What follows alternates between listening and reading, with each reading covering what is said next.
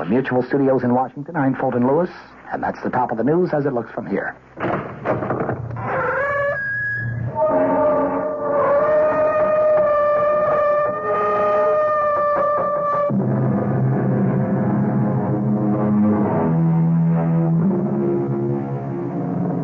Come in.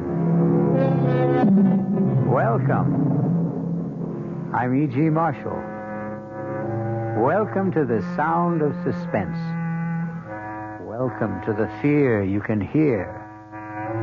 But mostly, welcome to the world of terrifying imagination. The story you're about to hear is a love story. But a love story which begins at the point where many love stories end. It begins after the wedding march has been played, after the vows of love and fidelity exchanged. It begins on the honeymoon in a strange and terrifying fashion.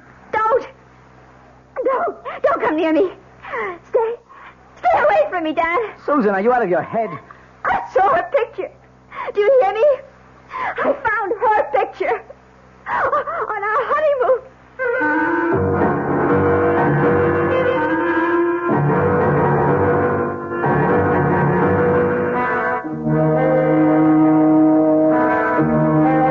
Our mystery drama, Deadly Honeymoon, was written especially for the Mystery Theater by Henry Slessor and stars Betsy von Furstenberg and Michael Wager. It is sponsored in part by Anheuser-Busch Incorporated, brewers of Budweiser, and by the Kellogg Company, makers of Kellogg's Special K cereal.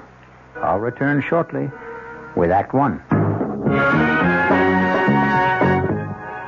There's nothing wrong with drinking Budweiser sip by sip, is there? Well, the brewers of Budweiser think there's a better way. Sipping's fine if you're drinking wine.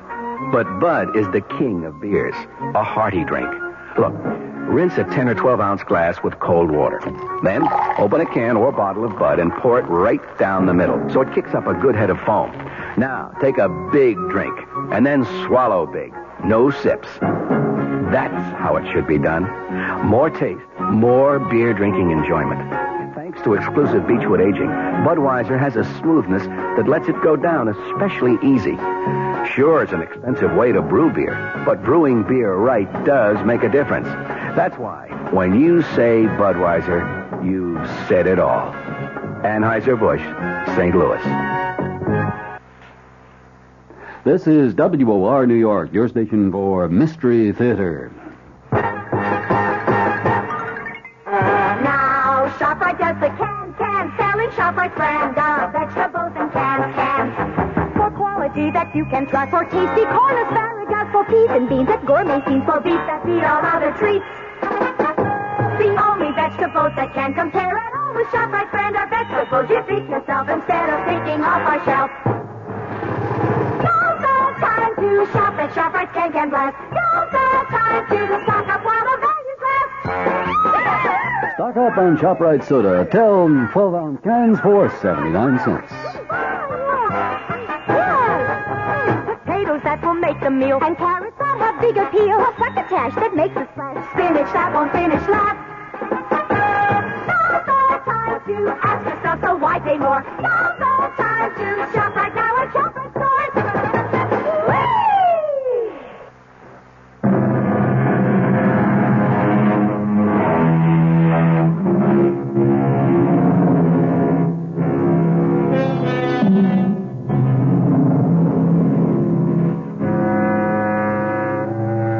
Our story begins 36,000 feet in the air on a flight which departed from New York's Kennedy Airport and in another hour will be touching down at O'Hare Airport in Chicago.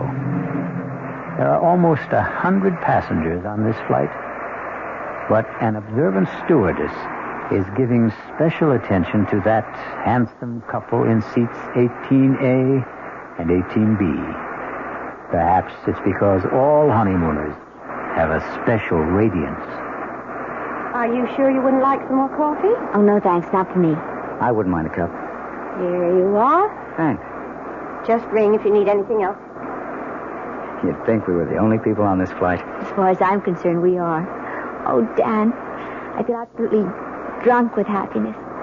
Is that a funny word for the way I feel? No. It's a great word, Susan.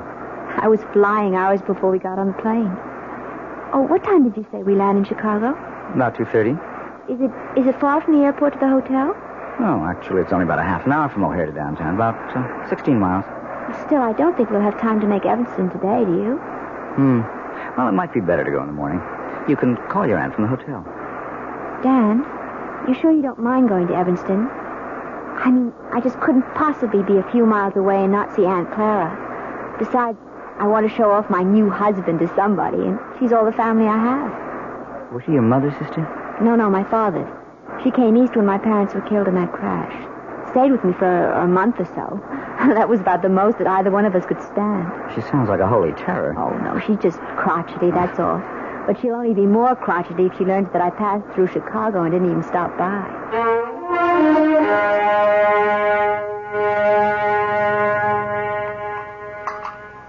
Well, and what kind of work are you in, Mr. Carey? Well, right now, we like to say we're management consultants, Mrs. Rowland. But we also do quite a bit of executive recruitment. I don't understand a word of that. Dan helps corporations find the right people for important jobs, Aunt Clara. His firm is the biggest in the field. Isn't it, Dan? Well, it's always hard to measure business like ours. But it has offices everywhere, doesn't it? In most of the major cities, yes. And now Dan is going to take over the branch in San Francisco. He's going to manage the entire thing. Is that some kind of a promotion? Oh, of course it is. I asked the gentleman, Susan. Speak when you're spoken to. Oh, sorry. Yes, Mrs. Rowland, it is a promotion. Truth is, it's a job that everyone in my office has been after. Oh, it's just worked out so beautifully for us. I mean, Dan having to move to San Francisco. We're sort of combining a business trip with a cross-country honeymoon. And where do you go from here? Well, we're planning to stay 2 days in Chicago, and then we're going to Dallas. We're going to cross the Rio Grande into Mexico. I know a great little hotel in Monterey. Then we're going to Las Vegas. To gamble, I suppose? Well, it's no fun going to Las Vegas if you don't gamble a little. Your father never gambled for so much as a dime, Susan. That wasn't the way he made his fortune. Well, I promised not to bankrupt the family, Aunt Clara. Anyway, we're just staying in Las Vegas overnight, and then going to Los Angeles. 3 days later, I report to work. Thoroughly exhausted, of course. Well, that's your idea of a honeymoon. I hope you enjoy it. Susan, I suppose lunch is almost ready. You want to help me bring it out?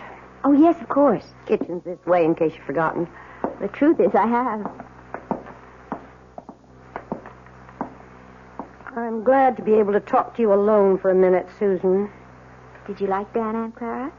Isn't he good looking? Older than you, isn't he? What difference does that make? How long did you know him? Oh, we met at a party at the Williamsons. Do you remember my friend, Tracy Williamson? Didn't ask you where you met. I'm asking you when. Well, it was about 3 weeks ago. 3 weeks? Oh, for the love of heaven, Susan. Aunt Clara, the time you know somebody isn't always the most important thing. He's practically a stranger. How can you be sure of anything about a man you've known for 3 weeks? From the time we met, I saw Dan every single day. Susan, when a girl is all alone in the world, when she has independent means of her own... Addie, don't start in about Dan being a fortune hunter. I don't have that much money, and it's all in trust anyway. And I assure you, Dan earns enough income to take care of us both very well. Well, I'm sorry, Susan. I know I don't have any control over what you do. You're too old for that. But I've seen something of the world, too, you know. And the most important lesson I've ever learned is never trust a stranger. Oh, Aunt Clara, that's ridiculous. Now, can we bring out the lunch?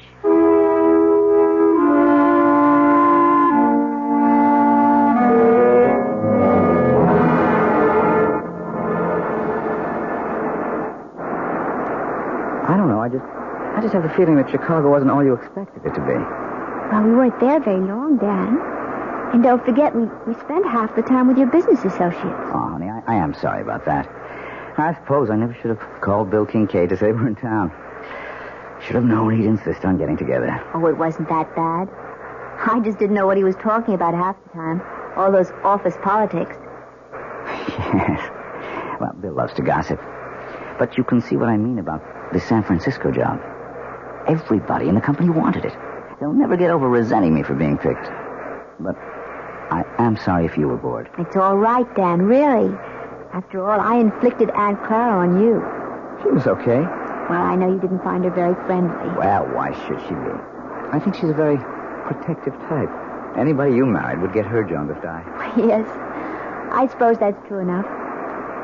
Dan, how long did you know Terry Williamson? Who? Terry, my ex-roommate. We met each other at her house. Or have you forgotten that already? Tell you the truth, darling, I didn't know whose house I was at that night. Oh, so Terry wasn't the one who invited you? No. It was a man named Bob Chambers, one of the executive types. I got placed at General Utilities.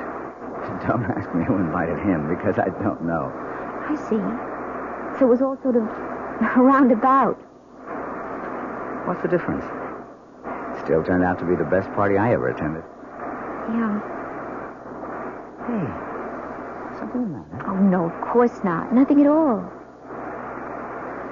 Dan, where did you say we were staying in Dallas? It's a little hotel called the Lazy Sea. Kind of rustic, but I think you'll like it. Besides, we'll only be there one night. We'll rent a car in the morning and drive down to Monterey. You really know all the offbeat places, don't you? Well, when you travel around enough, I guess you begin looking for them. You haven't done that much traveling on the job, have you? Huh? Well, no, not that much. Say, do you know the name of the airport in Dallas? I forget. It's called Love Field. Isn't that a great name for honeymooners?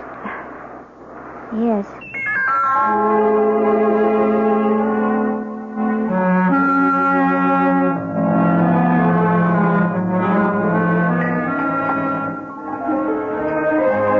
Hi, Susan. Oh, there you are. I was starting to worry. No, I had a little trouble with the phone lines back to New York, but I got through okay. Everything all right? Yeah, sure, everything's fine. Hey, you look a little strange, though. Oh, no, I'm all right. I had a drink while I was waiting for you. Say, you better watch that tequila. It sneaks up on you like a bandito. Actually, something sort of funny happened. What do you mean? Dan, when we were in Chicago in that restaurant, I forget the name of it. The place we went to with Bill? Yes, when you and your friend were talking about all the office politics back in New York, I saw this man looking at us. What man? Well, he was at the bar. I'm not even sure why I noticed him. He was wearing this plaid raincoat. I remember wondering if it had started to rain. I guess you were just bored with all our talk. Anyway, I saw him turn to look at us. Probably to look at you. Can't blame him for that. The funny thing is, as soon as you turned around, he got up very quickly and left. Susan, I don't remember seeing anyone in a plaid raincoat. And I'm afraid I don't see anything unusual about it. Well, I guess I didn't either. I probably wouldn't have given it another thought, but I think I saw that same man here again today. In Monterey? Oh, you're kidding. I can't swear it was him. I didn't get a good look at his face the first time. All I really noticed was the coat. And you saw the coat again? Is that it? Yes. He was carrying it over his arm. Oh, darling. You know the story about the airport truck? Airport truck? No. Well, this guy on a plane looks out the window and sees one of those little red airport trucks. You know, fueling the plane, bringing food aboard, something like that. Anyway, the plane takes off from New York and lands in Chicago. Another little red truck comes out to meet it. The guy next to him says, "Hey, we made good time, didn't we?" And he says, "Yeah, but that little red truck really made time." Well, I can see that I didn't marry a great audience. Oh, I'm sorry, Dan. It's just, it bothered me a little. Oh, forget it. And speaking of airports, next up, the City of Angels.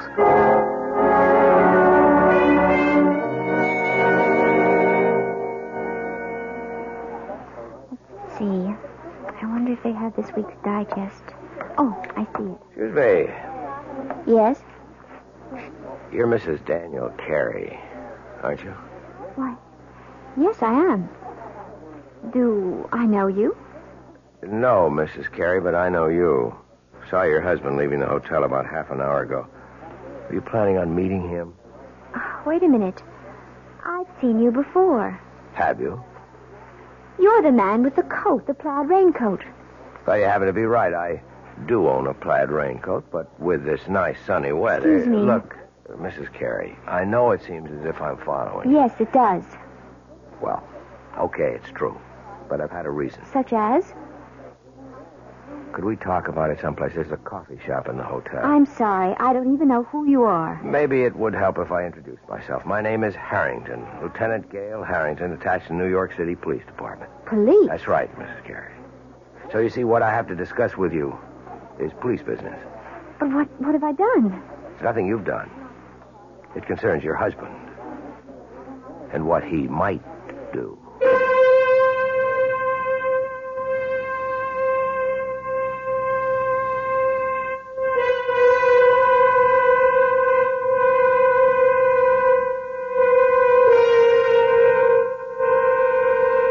It looks like Dan and Susan Carey's honeymoon is in for a surprise.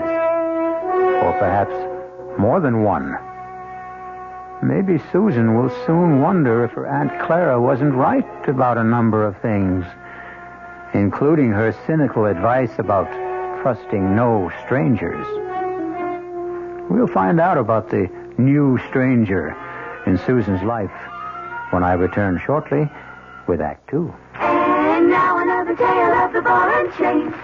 At Kellogg's Special K Presents Last Tango in Pittsburgh. There I was at Raoul's All-Right Tango Lounge. My little orchid, will you tango with me? It was Raoul. You're a splendid dancer. But what was that? I was what? That sound effect. Oh, I'm a few pounds overweight, and this ball and chain points out how my extra weight can get in the way. I'm pointing you back to your chair. Our heroine decided to lose that extra weight. She exercised and ate smart at every meal, starting with a Special K breakfast. A bowl of Special K, skim milk, tomato juice, and coffee. It's less than 240 calories, 99% fat-free, and 100% delicious. After a while, she was rid of the ball and chain and back at Raoul's. Darling, you're looking fantastic. What a happy ending. What ending? We're just getting started. Raoul, get lost. Your happy ending could begin with the Kellogg's Special K breakfast. And that's another tale of the ball and chain. This is WOR New York, your Mystery Theater station.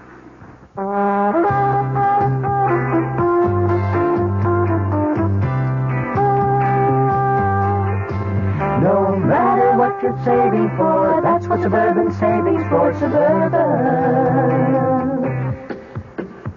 Suburban Savings offers you a regular savings account with flexibility. You can add any amount to your account whenever you wish. Withdraw whenever you want. Suburban Savings pays a 5.25% annual interest rate on regular savings paid quarterly, which earns an annual effective yield of 5.47%. Interest is compounded continuously from day of deposit to day of withdrawal, as long as $50 is maintained in the account to the end of the quarter. Come into Suburban Savings and open an account with flexibility. Our regular savings account in New Jersey at Bayonne, Edgewater, Elmwood Park, Emerson, Hackettstown, Morris Plains, Nutley, Paramus, and Sparta.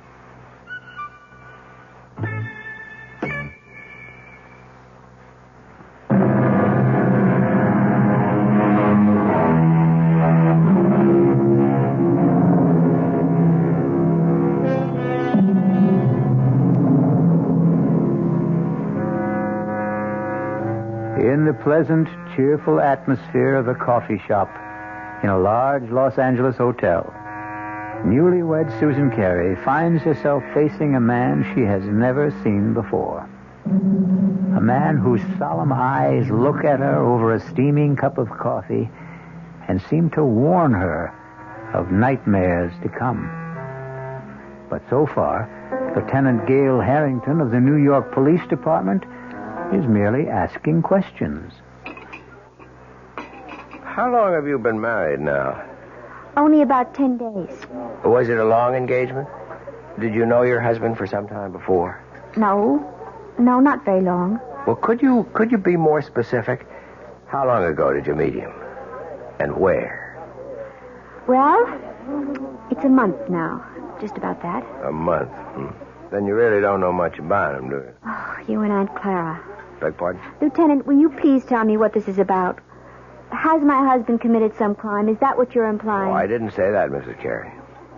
But believe me, it would be helpful to both of us if you could just tell me a little bit about the circumstances. You know, I don't see why this has to be so one-sided. Now, please bear with me.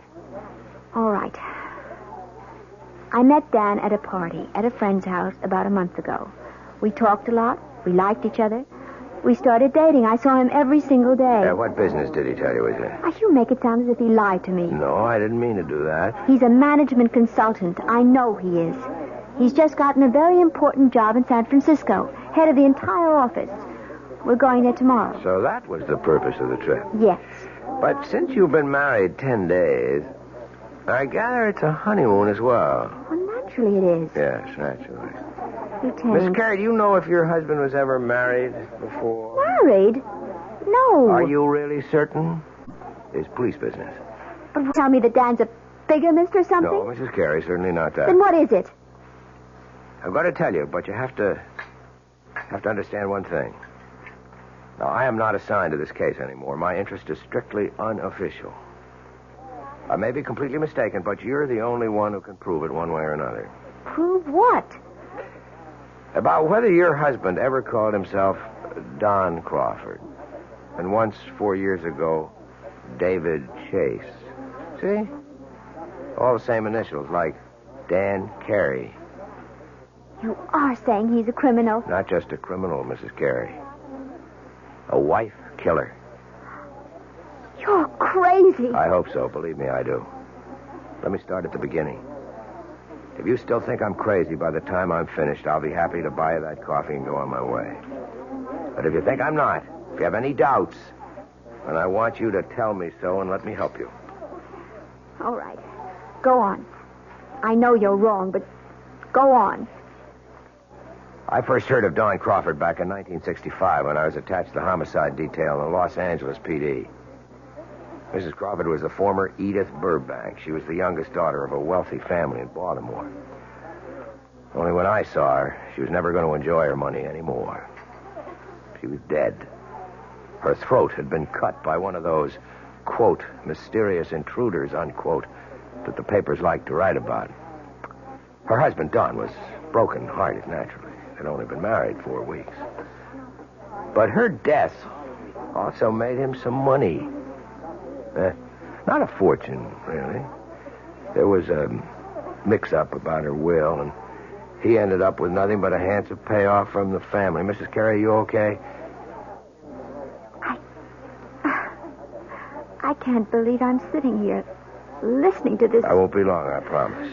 Anyway, I was assigned to the Crawford case, and I didn't exactly cover myself with glory. You mean you never found the mysterious intruder? That's right. So naturally, you decided that maybe there wasn't any. Let me go on, Mrs. Carey, okay? Yes, go on. Anyway, I ran into a similar case about 4 years ago. The murder of a young bride, fresh from her honeymoon. A broken-hearted groom named David Chase. I thought Chase and Crawford were one and the same man. But I couldn't convince the district attorney of the resemblance. But I am still convinced, Mrs. Carey. And you think Dan is the same person? Oh, he's changed again, of course. His hair is lighter than Chase's. He's thinner and paler. But there's something about the face I can't forget. And even if it's true, you still have no proof. Is that it? You couldn't solve your case, so you're holding on to your first solution. Wait, Mrs. Carey. Let me tell you why I was so sure that Crawford and Chase were the same man. It was because of the honeymoon. What? It's my theory that their honeymoons were identical. A compulsive honeymoon, you might say. That is ridiculous. Criminals are like that. Creatures of habit, most of them. Afraid to change a pattern, maybe for fear that their luck will change with it. What do you mean by it? I stumbled on the coincidence accidentally. But as far as I could trace it, Don Crawford and David Chase took their brides to the same places. They did the same things. And I knew that if I ever saw that pattern duplicated, I would have my killer. I hope I'm wrong, Mrs. Carey. But you are the only one who can tell me. And my first question is this. Was your first stop Chicago? Yes. Yes, of course it was. And you knew that. That's where we first saw you, in Chicago, in that restaurant. Okay. I just wanted to make sure. You can't possibly make something out of that. Dan wanted to see people in the Chicago office, and I thought it would be nice to visit my aunt in Evanston. She's my family. Was your next stop after Chicago in Texas? Yes. We went to Dallas. Dallas is a wonderful place to visit, Lieutenant. I don't see anything so peculiar about that. Both Chase and Crawford went to Dallas. They chose offbeat hotels. I guess they didn't care to be seen very much. Where did you stay in Dallas? It was a perfectly nice hotel. I don't think you could describe it as offbeat. All right. And then the next stop would be Monterey. You knew we were in Monterey because that's where I saw you the second time. By that time, Mrs. Carey, I'd made up my mind to follow you. Are you saying that these supposed white killers you're talking about also went to Monterey? Yes, they did. And from Monterey to Las Vegas. Well, then you're wrong, Lieutenant. You're completely wrong. You mean you didn't go to Vegas? No. So there goes your famous theory, doesn't it? Well, I admit I'm We changed our mind about Vegas. We decided that we might be too tempted to gamble away all the money we had for the trip. Ah, so you did have it on the schedule. Well, yes. Yes, we did, but we didn't go. You really think that changes the pattern? The fact that you didn't go? Oh, please, I can't stand any more of this. I don't want to hear any more of it. Mrs. Carey, Edith Burbank was killed in Los Angeles, in her hotel room. This hotel. I'm leaving. I'm leaving right Carey, now. wait. You're wrong. You've got that mixed up with someone else. Let me finish, please. Just one more moment. Please, no, please let me go.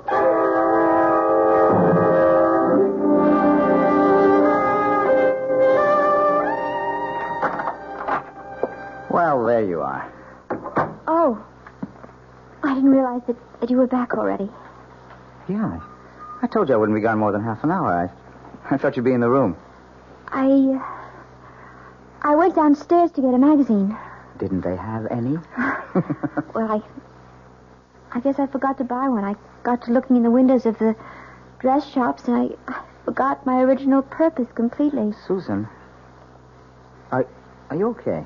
Of course. Why do you ask? I don't know. You've got that funny look in your eyes again. Have I? Doesn't matter. They're still the two most beautiful eyes in the world. Hey. What is this? Don't tell me the honeymoon's over so soon. Why do you say that? That was like kissing a snowman. I guess I just don't feel like myself today.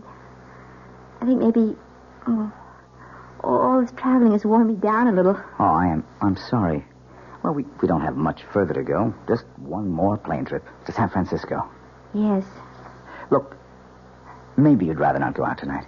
Maybe you ought to stay in, order some dinner in the room. I don't mind. But you wanted to go to that restaurant, the one you told me about. You've been looking forward to it. The Landmark? Yeah. Well, I did want to try the place. It was supposed to be really spectacular. But you've never eaten there before. Well, no, how could I? I've never been in L.A. before. I was thinking today that, well, you seemed to know the city so well when we drove around. You didn't seem to have the slightest trouble. The streets are very well marked in this town. It's really a pleasure to drive here. Look, you know what I think? I think you ought to take a nap before dinner. Yes. I was thinking of lying down, but I don't think I can sleep. Okay, then. Just read your magazine. Wait a minute, you haven't got one. I'll take care of that. Where are you going? Going to get my bride something to read. How about a nice magazine about cooking? You know, I never did ask you if you can cook.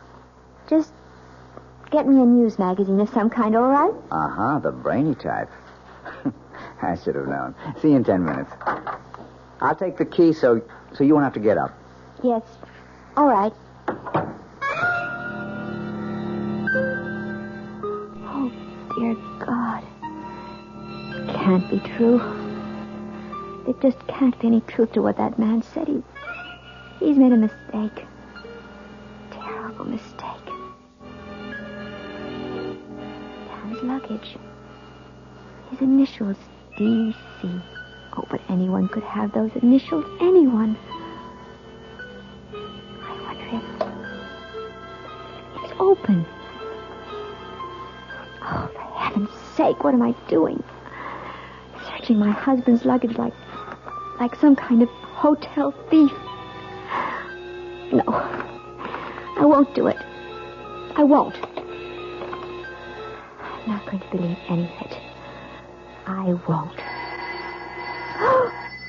Who's that? Hello? Mrs. Carey, it's Gail Harrington. Leave me alone. Stop bothering me. You shouldn't have run off like that, Mrs. Carey. You didn't give me a chance to finish what I was saying. I told you, I don't want to hear any more. It isn't true. You've made a mistake, Lieutenant. Your husband is at the newsstand right now, Mrs. Carey. I can see him from where I'm standing at the house phones. And the more I look at him, the more sure I am that I'm right. No, you're wrong. I want you to hear the rest of the story about Crawford and David Chase and what they did on their honeymoon. Maybe what I told you before didn't convince you, but if you heard a few more things... I'm going to hang up, Lieutenant, right now. I wanted you to know where Don Crawford took his wife the night she was murdered in a room. He took her to a restaurant called The Landmark. You ever hear of it? Mrs. Carey? Hey, are you listening? No. No, I'm not listening. I won't listen.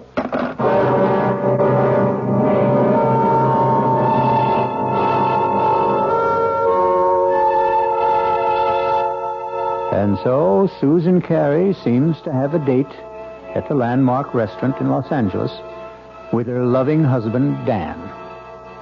If she keeps the date, something tells me that she's not going to do their cuisine very much justice.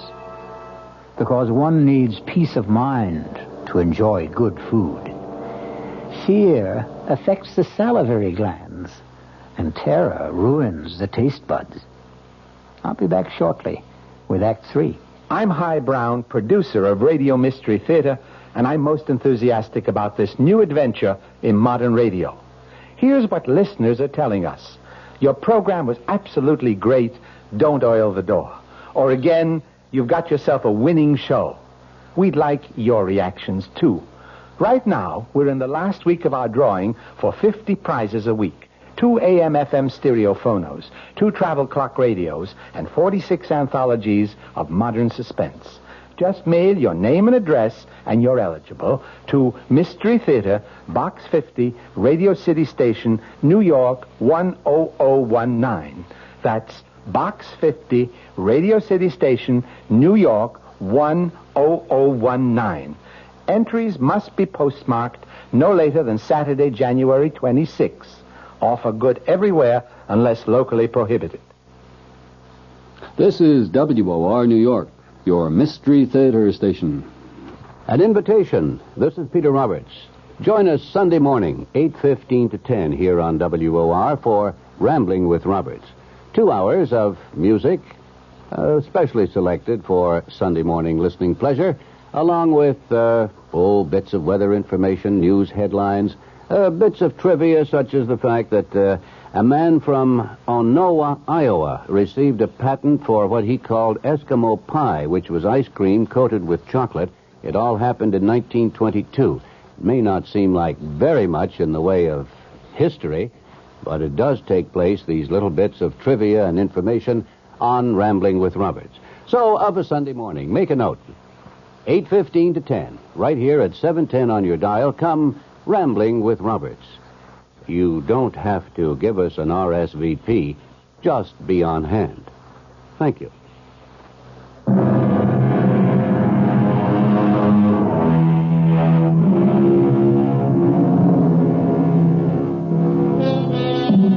Well, what have we here? A quiet meal for 2 at the Landmark restaurant? No. We seem to be in a hotel room. The same room in which we last saw our honeymooning couple, Susan and Dan Carey. Obviously, there's been a change of plan. Room service has provided the meal for the 2 lovers this evening.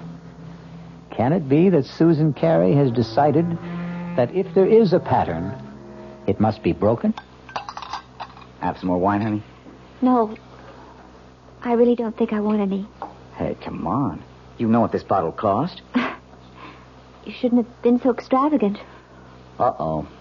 That sounds more like a wife than a bride. Well, $18 is an awful lot for a wine, Dan. Especially when I really can't drink that much of it. I just wanted to make up... Well, never mind. You mean for not taking me to the landmark? No, it doesn't really matter. I told you, it's fun to eat in the room. It's very elegant. I'm sure you were disappointed at it. No, I really wasn't. Look, we're not going to be very far from Los Angeles. We'll probably fly down from San Francisco a few times a year. There are dozens of wonderful restaurants in San Francisco, too, aren't there? So they tell me. I'll ask the guys at the office for recommendations. I think this food is quite good, don't you? Yeah, sure. It's fine. Tastes even better with the wine. Well, all right. I'll have some more, I guess. That a girl. Now, look, I'm not trying to get you drunk, you understand, so I can take advantage of you. Although, come to think of it... Dan, oh, don't. You almost knocked the table over. Sorry, I guess I got a little carried away. You look very delectable in that robe. Oh, did you really like it? Irresistible. I didn't take much of a wardrobe with me. Yeah, you said you were going to buy clothes in San Francisco. Yes, if I can find out where to go, I'll take you down to Union Square. I hear that's the place. Oh, I have told you about the weekend, haven't I? No. What about it? Well, I thought we'd get our first look at the town by taking one of those Circle Line cruises. Is that okay with you? Oh, yes, that sounds lovely. I love to see places by water. And if we can squeeze it in, we might go picnicking in Golden Gate Park. They've got this Japanese tea garden. It's supposed to be very nice. Yes. All sounds wonderful, Dan. Susan, I just wish you felt better. Listen, maybe you ought to check with the hotel doctor in case you picked up a bug or something. Do I look that bad to you? No. You look just great to me, darling.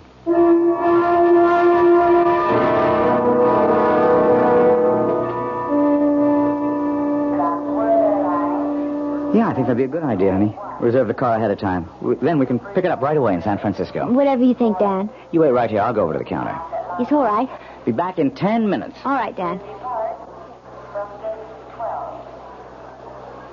Mrs. Carey. Oh, no. Not you again. I didn't mean to startle you. Go away. Please go away. I don't want to see you anymore or hear anything you have to say. Now, I know that I seem to be persecuting you or something. As you can see, Lieutenant, I am in perfectly good health. I was not murdered in my sleep in that hotel room. Look, Mrs. Carey, I've only got a few minutes before your husband gets back. I just wanted to finish my story about this other guy, this David Chase. I don't care if you are a policeman.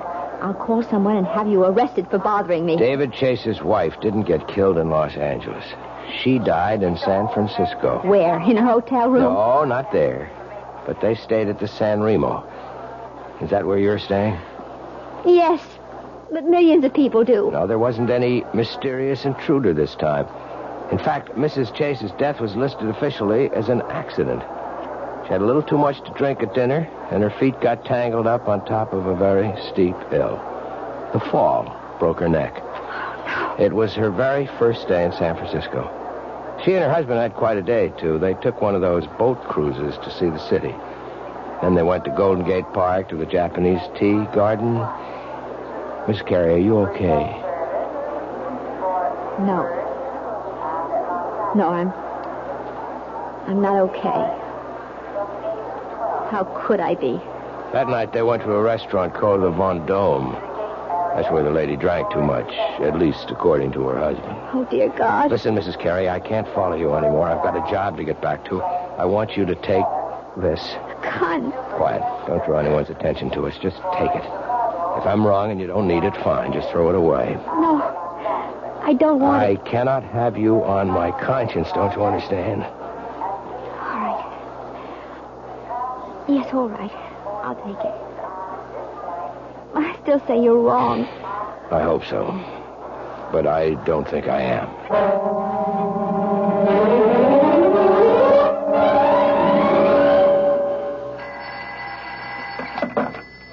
Hello?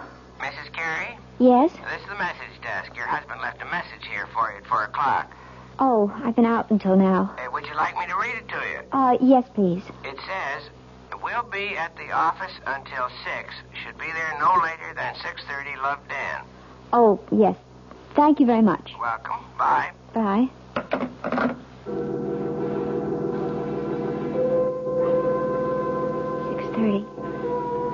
$6:20 now. Oh, God. I keep staring at his luggage. Why can't I just forget about it? No. It isn't dishonest. It's just something I have to do. No, nothing in this one but clothing. This one has papers and things. All his documents. Birth certificate. Honorable discharge. U.S. Navy. Daniel Eldon Carey. That is his name. It is. That man Harrington was wrong. Doesn't this mean he was wrong? Or does it just mean that... No. I'm not going to start thinking that way. These look like photographs. Maybe it's family. Oh, no, wait. This picture is signed. Such a pretty girl. To Dan. All my love forever, Edith. Edith. What was the name he said? That policeman, what was the name that man's wife was? Wasn't it Edith? Oh, no. Who is it? It's me, honey. Oh, 1 second. Hi, sweetheart. Sorry. I forgot to take my key. Hey, I'm not late, am I? I told him at the desk I'd be back at 6. Well, it's not even that. Hey, why is it so dark in here, Susan? Oh, I just got back myself. I didn't think of turning on all the lights. Susan, I have a confession to make. I wasn't at the office at all. My new staff thought they ought to christen the new boss. I tell you one thing about San Francisco. It's a hard-drinking town. Susan, what's the matter? Dad, I found her picture. What? I found her picture. Your first wife's.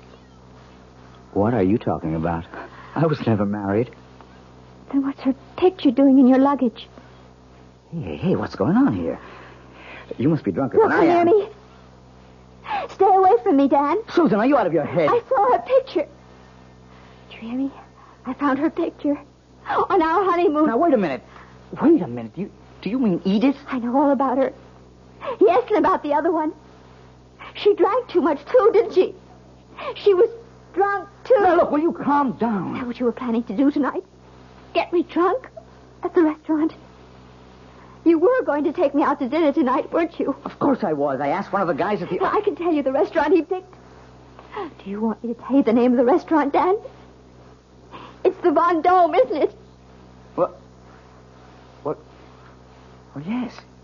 I mean, it is.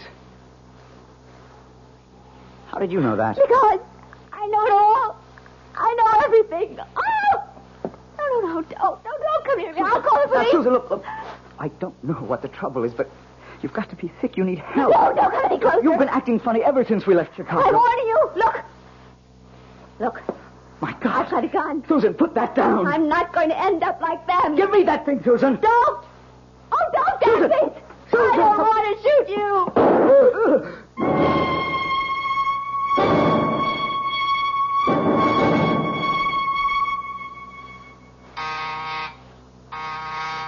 One second.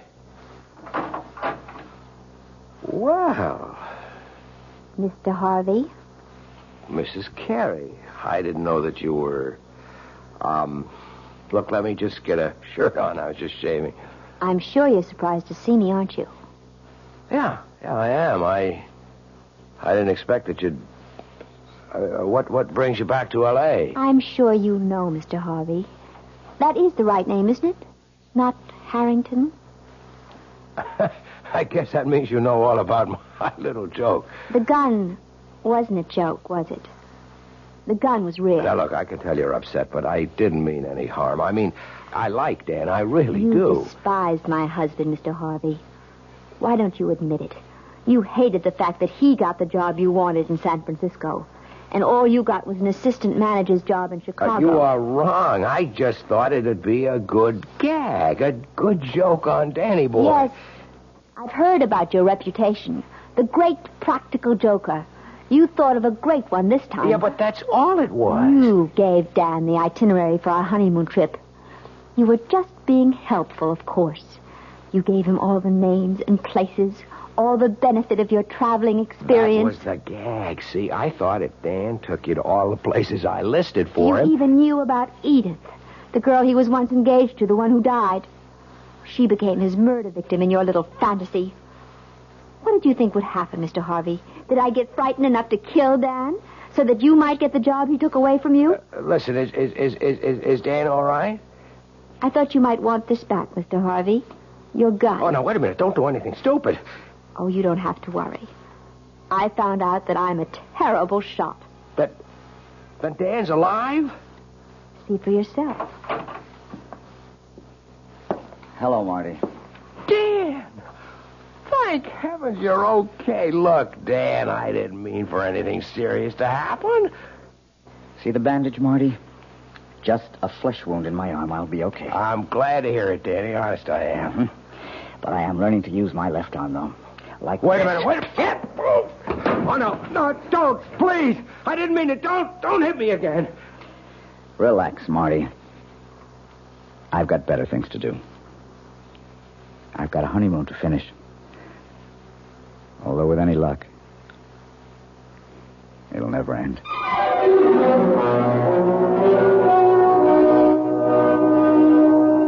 So you see, even murder stories can have happy endings. Martin Harvey may have spoiled Susan and Dan's honeymoon, but that doesn't mean he managed to spoil their marriage. No. If that's going to happen, Susan and Dan will take care of that all by themselves.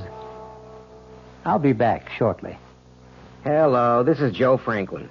Ladies and gentlemen and boys and girls, for the very latest in nostalgia, for the ultimate in remembering, please join with me on Saturday nights from 9:05 to 11 o'clock, where memories are truly happening right here over WOR Radio. It is my privilege to present radio's original Memory Lane program, but positively the original. And whether it's Al Jolson or Benny Goodman or Louis Armstrong or Eddie Cantor or Harry James or the Dorseys, Mario Lanza, Gene Krupa, the young Frank Sinatra, George M. Cohan, Bing Crosby, Bogart, Lombard, Cagney, and all those happy times of radio's comedy and drama and soap opera. We have it fascinatingly, and all the sounds are reproduced crystal clear Saturday nights from 9:05 till 11 over WOR Radio. Yours truly, Joe Franklin, hosting Memory Lane. Tune in. WOR New York, your station for Mystery Theater. This is Sherry Henry. All New York knows it lost its governor recently when Rockefeller resigned. And we all know he's concerned now with his new commission on critical choices for America. But not many of us really understand what that commission is all about. Well, we'll all know more tomorrow afternoon when Henry Diamond, the executive director of that commission, divulges goals and directions. It's on the Sherry Henry program at 2:15 on WOR Radio.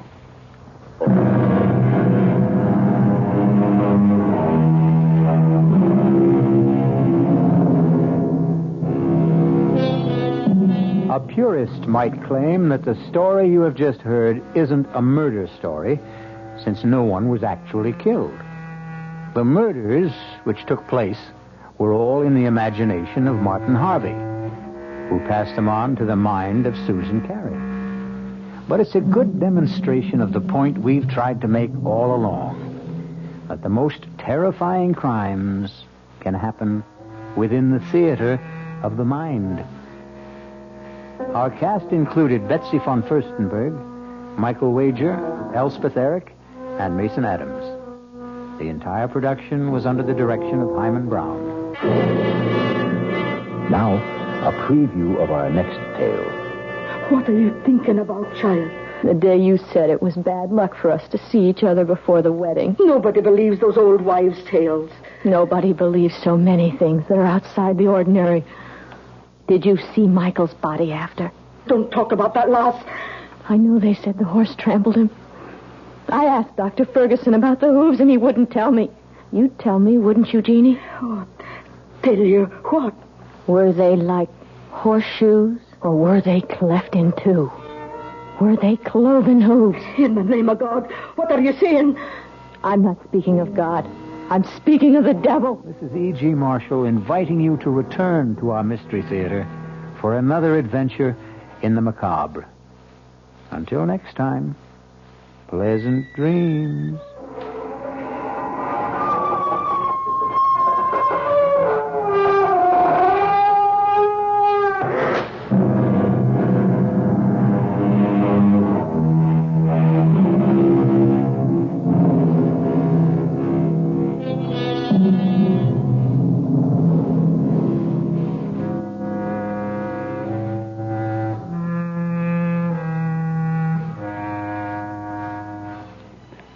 The WOR Mystery Theater was brought to you by ShopRite Supermarkets, where you get a lot more for a little less, and by Suburban Savings, with offices throughout North Jersey. The preceding Mystery Theater program was furnished by the CBS Radio Network.